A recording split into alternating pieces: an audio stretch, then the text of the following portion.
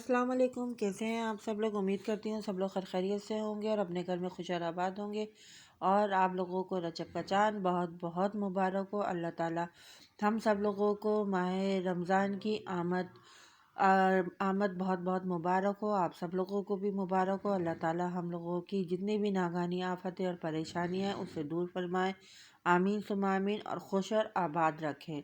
तो जी माह रमज़ान की इब्तिदा रजब से ही शुरू हो जाती है और उसकी तैयारियां भी जो है वो रजब से ही शुरू हो जाती हैं। तो आज मैं बाज़ार गई थी, होलसेल मार्केट, वहाँ से कुछ सामान वगैरह मैं लेकर आई हूँ। अभी तो मैं सामान जो है वो थोड़ा सा घर के रोज़मर्रा के लिए लेकर आई हूँ, क्योंकि मेरा कुल बहुत काफ़ी लॉन्ग टाइम से मैं बाज़ार नहीं गई हूँ। समझ ले जब से करोना आया है उसके बाद से मैं बाज़ार मेरे हस्बैंड मुझको नहीं लेकर गए, और आज लेकर गए तो सबसे पहले वहाँ से वापस आके भूख बहुत ज़्यादा लग रही थी, तो हमने काठीवाड़ी छोले जो जिसको कहते हैं वो हम लोगों ने खाए। और फिर अब मैं आपको सामान दिखाती हूँ।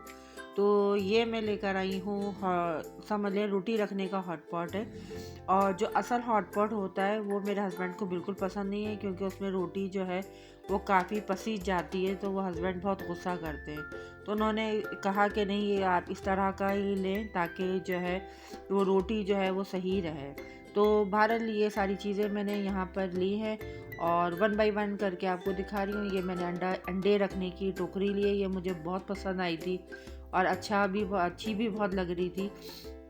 तो मेरे हस्बैंड की और मेरी बहस हो गई थी कि वो कह रहे थे कि अंडे रखने के लिए क्रेट ले लें जिसमें अंडे रखे जाते हैं, और मैं कही थी कि नहीं, मैं बास्केट लूँगी, क्योंकि क्रेट रखने से जो है वो किचन में आप लोगों को पता है इतनी स्पेस नहीं होती है कि वो रखें।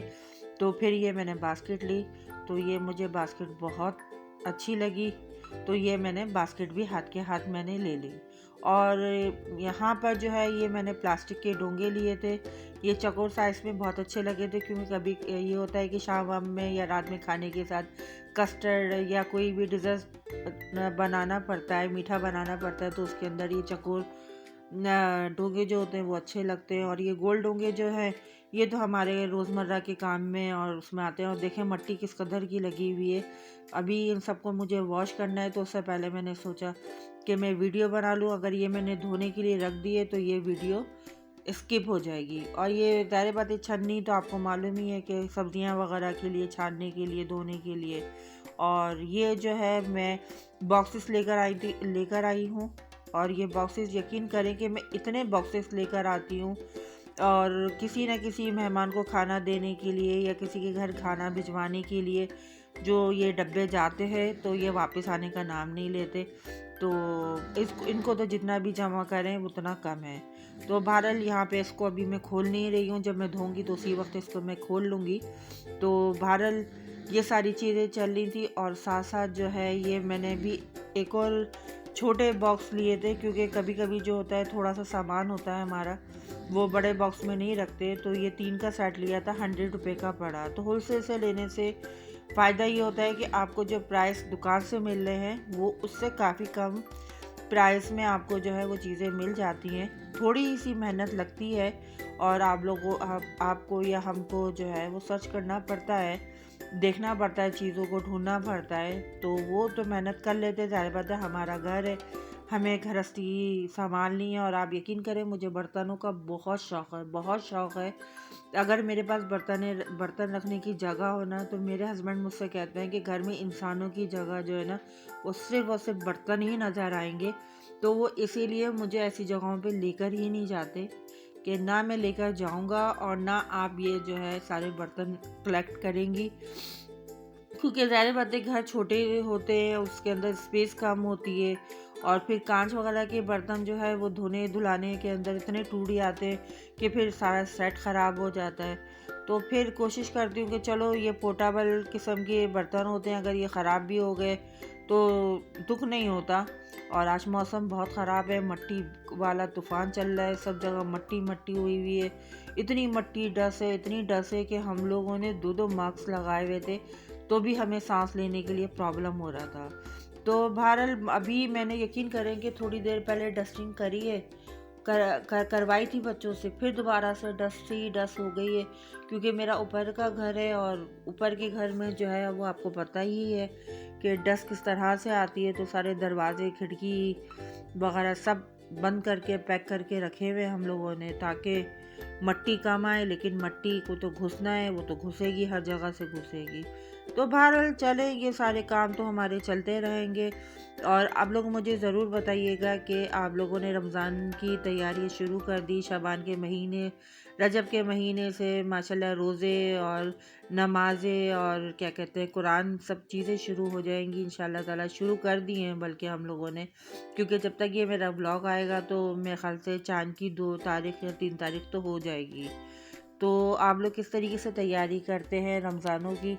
और बहुत खुशी होती है जब रजब का चाँद नज़र आता है, तो दिल ऐसा खुशी से बाग बाग हो जाता है, बस ऐसा लगता है कि जैसे ज़िंदगी मिल गई है। फिर उसके बाद जो है मैंने कपड़े धोकर गई हुई थी, तो इन कपड़ों को तय करना था। तो आपको पता है कि ये ज़िम्मेदारी मेरी ही होती है, मुझे ही को करना होता है, क्योंकि बच्चे तो अपने कामों में इतने बिज़ी होते हैं और स्कूल के आजकल पेपर चल रहे हैं, तो उनकी चेकिंग है और सारी चीज़ें इतनी लगी हुई हैं। जी, तो अब शाम का टाइम, रात का टाइम हो गया और मुझे खाने की तैयारी करनी है। और आज मैंने बनाई थी मछली और दाल चावल हस्बैंड की फरमाइश पे।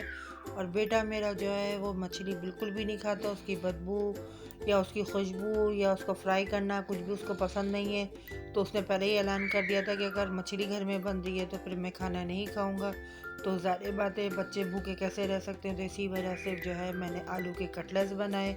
और एक घर में रहते हुए सब लोगों की फरमाइशें अलग अलग होती हैं, तो पूरी तो माँ को करनी पड़ती हैं। तो चलें, कोई मसला नहीं है, यहाँ पे इनकी भी फरमाइश कर देते, पूरी कर लेते हैं और हस्बैंड की भी फरमाइश पूरी कर देते हैं, क्योंकि मौसम चेंज हो रहा है और अब गर्मियाँ शुरू होने वाली हैं।